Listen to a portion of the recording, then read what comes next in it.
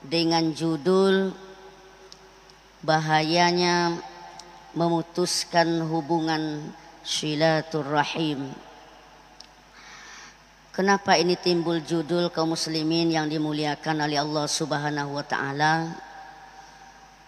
Karena baru-baru ini berapa banyak di antara kita saling berbantah-bantah, memutuskan hubungan persaudaraan, adik-beradik, karib kerabat, kaum muslimin muslimat lainnya. Walaupun perintah tentang menjaga hubungan silaturahim itu begitu banyak dalam Al-Quran dan hadis Nabi, seperti firman Allah surat An-Nisa ayat 1. Di ujung ayat Allah mengatakan kepada kita, A'udzubillahi minasyaitonir rajim. Bismillahirrahmanirrahim. Wattaqullaha allazi tasaaluna bihi wal arham. Innallaha kana 'alaikum raqiba. Yang artinya, dan bertakwalah kalian kepada Allah Subhanahu wa taala, saling mempergunakan namanya dan meminta satu dengan yang lainnya. Dan hendaklah kalian pelihara hubungan silaturahim. Sesungguhnya Allah pasti menjagamu dan mengawasimu. Ini janji Allah Subhanahu wa taala dalam Al-Quran. Ketika kita bertakwa, ketika kita menjaga hubungan silaturahim, Allah Subhanahu wa taala pasti akan menjaga kita, pasti akan mengawasi kita. Inilah yang akan kita cari dalam hidup dan kehidupan ini. Allah selalu bersama kita. Tetapi kenapa kita enak saja memutuskan tali hubungan silaturahim? Kalau kita tidak mendengarkan bahaya-bahaya memutuskan tali silaturahim, mungkin kita tak mau bertaubat, minta ampun kepada Allah. Yang pertama yang kami sampaikan sesuai dengan firman Allah surat Muhammad ayat 22 dan ayat 23. A'udzubillahi minasyaitonir rajim. Bismillahirrahmanirrahim. Fahal asaitum in tawallaitum an tufsidu fil ardi wa tuqatti'u arhamakum ulaika alladzi la'anahumullah fa asammahum wa a'ma absarahum. Yang artinya, apa kata Allah? Maka apakah kiranya kamu berkuasa di atas bumi Allah ini, kalian putuskan hubungan kekeluargaan? Nah, kalau kita lihat, Allah menantang kita, Bapak Ibu yang berbahagia. Kalau bahasa ocunya, apakah kalian masuk bakwaso di atas dunia ko? Kalian memutuskan tali hubungan silaturahim. Kalau ada kalian demikian, kata Allah, maka Allah mengatakan, dan laknat kalian. Nauzubillah. Allah yang akan melaknat kita. Selanjutnya dalam ayat ini tadi, Allah akan mentulikan telinga kita, atau bahasa awaknya memokakkan telinga awak, dan Allah akan butakan mata kita. Nauzubillahi min zalik. Makanya jangan kita bersikeras lagi kaum muslimin wal muslimat yang berbahagia. Ketika kita memutuskan hubungan tali hubungan kekeluargaan, beradik-adik kakak awak, Allah yang menantang awak. Kalau ada kalian macam tu, dan laknat kalian, nauzubillahi min zalik, dan pokakkan telinga kalian, dan butakan mata kalian. Ini Allah langsung mengatakan kepada kita. Nauzubillahi min zalik. Selanjutnya yang kedua, tadi ayat Al-Quran, selanjutnya hadis Nabi. Ini sahih riwayat Muslim dari Abu Hurairah. Ada seorang mendatangi Rasulullah Sallallahu Alaihi Wasallam. Waktu itu sahabat tadi mengatakan, ya Rasul, kami pernah bermasalah dengan kekeluargaan, tapi saya berbuat baik, akan bertekad akan memelihara hubungan silaturahim. Tapi saudara kami tersebut tidak mau menerimanya. Kebaikan saya buat, dia balas dengan keburukan.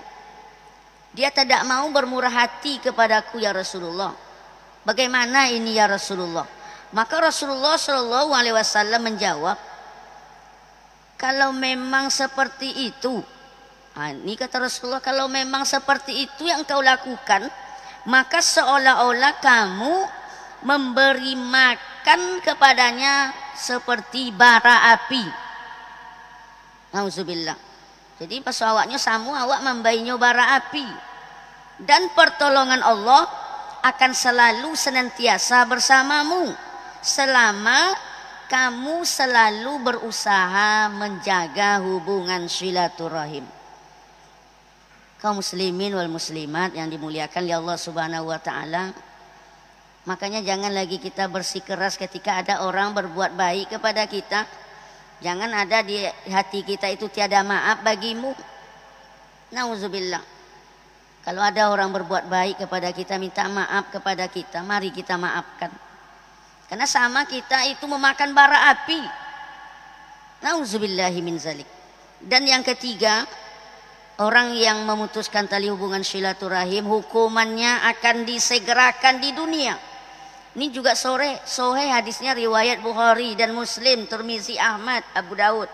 Barang siapa, kata Rasulullah Sallallahu Alaihi Wasallam bersabda, tidak ada satu dosa yang lebih pantas untuk disegerakan hukumannya bagi pelakunya di dunia bersama andaikan hukuman Allah dengan kezaliman dan berbuat buruk kepada orang lain dan memutuskan hubungan kekeluargaan. Maka Allah berjanji akan menyegerakan hukumannya bagi kita yang memutuskan hubungan tali kekeluargaan. Bahkan kalau kami lihat lagi firman Allah surat Ali Imran ayat 112, A'udzubillahi minasyaitonir rajim. Duribas alaihimuz zillah aina masukifu illa bihablim minallah wa hablim minan nas. Aku timpakan musibah-musibah silih berganti kepadamu di mana saja kalian berada, kecuali ketika kalian bisa berhubungan baik dengan Allah dan berhubungan baik sesama manusia.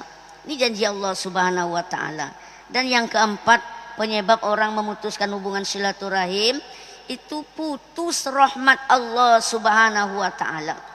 Karena hadis riwayat Bukhari, Rasulullah bersabda, sesungguhnya kata rahmi diambil dari nama Allah, yaitu Ar-Rahman.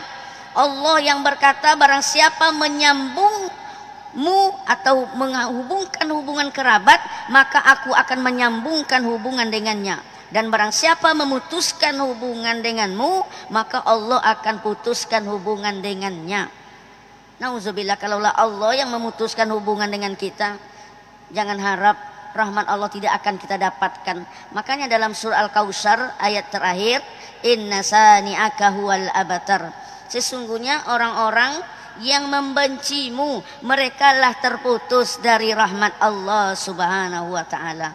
Dan yang terakhir, yang kelima, orang yang memutuskan tali silaturahim jauh dari surganya Allah Subhanahu wa taala. Hadis sahih riwayat Bukhari Muslim, la yadkhulul jannah man qati'ur rahim. Tidak akan masuk surga orang-orang yang memutuskan tali hubungan silaturahim. Dan kalau kita lihat dalam riwayat Nabi Musa alaihissalam, ada salah seorang yang alim, Bapak Ibu, yang taat beribadah kepada Allah, umurnya lebih kurang 500 tahun. Ketika dia minta kepada Nabi Musa, ya Musa, tanyakan kepada Allah, dia yakin dia akan masuk surga. Surga yang mana akan aku dapatkan? Tetapi ketika ditanya kepada Allah oleh Nabi Musa alaihissalam, bilang kepadanya bahwasanya orang alim ini masuk neraka. Kenapa ya Allah? Karena memang ibadahnya hablum minallah. Hubungan hablum minallah itu hanya untuk menyenangkan dirinya saja. Seperti sholat zikir hanya untuk dia. Seperti puasa untuk dia. Haji umroh untuk dia. Tetapi hubungan hablum minan nas dia jauhkan. Dia tidak pernah mengeratkan hubungan silaturahim, saling bantu membantu, zakat, infak, sedekah dan segala macamnya. Bilang sama dia, dia masuk neraka. Ketika itu mendengarkan orang alim tadi, dia bermohon kepada Allah, minta ampun kepada Allah, besarkan badan saya agar menutup pintu neraka, agar orang-orang yang aku sakiti tidak bisa masuk ke dalamnya. Kaum muslimin wal muslimat yang dimuliakan oleh Allah, lantas Allah mengatakan, bilang kepada dia, dia masuk surga. Sebentar saja kaum muslimin wal muslimat yang berbahagia, berkat rahmat Allah subhanahu wa ta'ala. Kenapa? Karena dia mau bertaubat, minta ampun kepada Allah, dan dia menyelesaikan hubungan dengan Allah dan hubungan sesama manusia. Makanya turun dari masjid ini kalau ada hubungan sesama manusia kita putuskan, beradik-adik kakak kita, bersaudara-saudara, jangan keraskan hati kita Bapak Ibu. Percuma ibadah kita hablum minallah, solat rajin, puasa, haji, umroh berkali-kali, tapi kalau kita putuskan tali hubungan kekerabatan keluarga, tidak akan mendapat surganya Allah subhanahu wa ta'ala. Wallahu a'lam bissawab. Demikianlah yang dapat kami sampaikan, karena waktu yang memisahkan kita. Kalau ada ucapan kami menyinggung hati, kami mohon dimaafkan, dan kepada Allah kita minta ampun. Astaghfirullahalazim. Billahi taufiq wal hidayah. Wassalamualaikum warahmatullahi wabarakatuh.